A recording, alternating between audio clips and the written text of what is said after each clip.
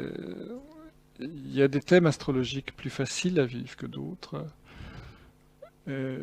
Ceci dit, en même temps, les thèmes astrologiques trop faciles, par exemple avec plein de trigones, pour si certains qui nous écoutent connaissent un peu l'astrologie, donnent parfois des vies de clochard, parce que la vie est tellement facile qu'on se laisse porter et qu'il n'y a pas le dynamisme des tensions intérieures pour se bouger et construire. En même temps, quand il y a trop de choses, trop de Tension. Mm. tensions et pas assez de lieux de facilité, c'est vrai que la vie est parfois de souffrance, mais en même temps, ce sont des créateurs, ces gens-là, très souvent.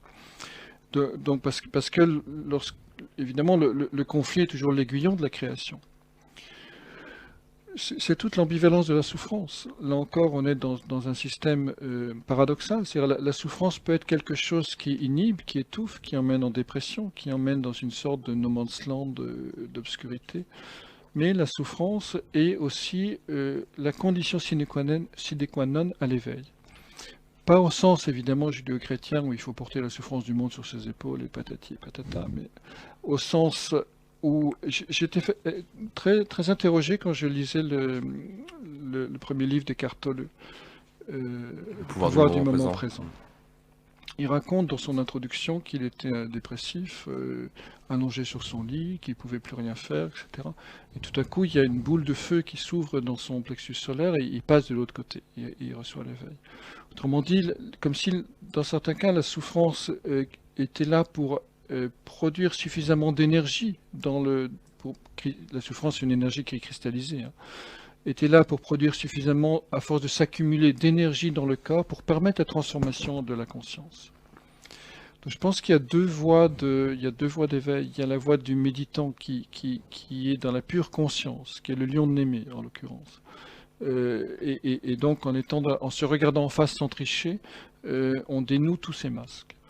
Mais il y a une autre voie qui est la voie qui est plus un travail non pas sur la conscience mais un travail sur l'énergie. Et à un moment, cette énergie, c'est l'éveil de la Kundalini, hein, qui est une autre manière d'aller vers la conscience cosmique, euh, lorsque cette énergie est suffisamment dense, suffisamment concentrée, ben, elle peut faire comment dirais-je, une espèce de shift, comme ça a été le cas pour Eckhart Tolle.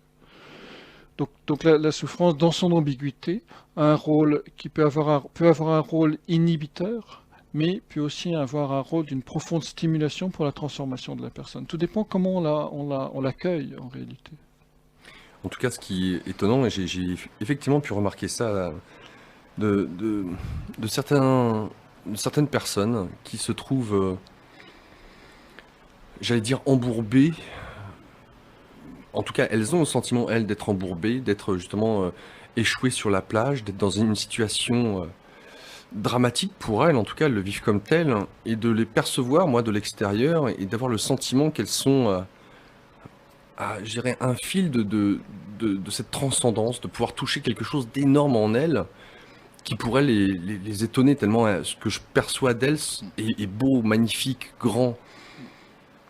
Difficile de pouvoir vivre ça en même temps quand on le vit, Ouais. justement. Et je pense que tout à chacun, là, et les auditeurs qui nous écoutent, nous traversons ces moments-là de difficulté quand on se rappelle peut-être nos examens, quand on était jeune, de peut-être se penser, de se dire jamais j'y arriverai, d'avoir la boule au ventre, ou de se faire des images, des, des films, comme on dit, pas possible parce on est persuadé on va échouer, qu'on va tomber dans le mur, qu'on va jamais en revenir. Notre premier amour, la première souffrance, du déchirement peut-être, de tout ce que cela peut évoquer, de voir ce que l'on est aujourd'hui en tant que, à l'âge que l'on a ou l'expérience que l'on a et de dire, bah ouais, je l'ai traversé.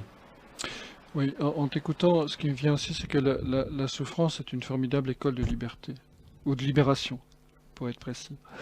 C'est-à-dire une rupture affective douloureuse, par exemple, c'est aussi quelque chose, lorsqu'après elle est comprise, métabolisée, intégrée, c'est quelque chose qui nous libère des systèmes de projection qu'on peut faire sur l'autre, par exemple.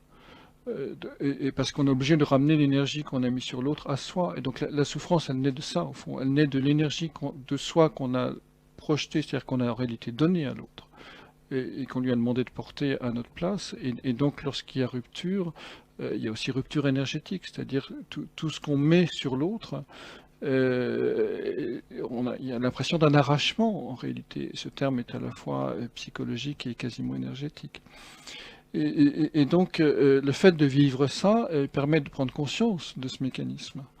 Et prendre conscience de ce mécanisme, c'est apprendre progressivement à être libre, à la fois de mettre une attention, j'allais dire, bienveillante sur l'autre, sans se laisser volontairement piéger ou vampiriser par la présence de l'autre.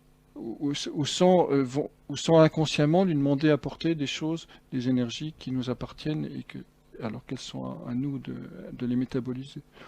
Donc la souffrance dans ce cas-là est une école de liberté, c'est-à-dire elle nous oblige à la liberté en réalité. Elle nous oblige à l'individuation, elle nous oblige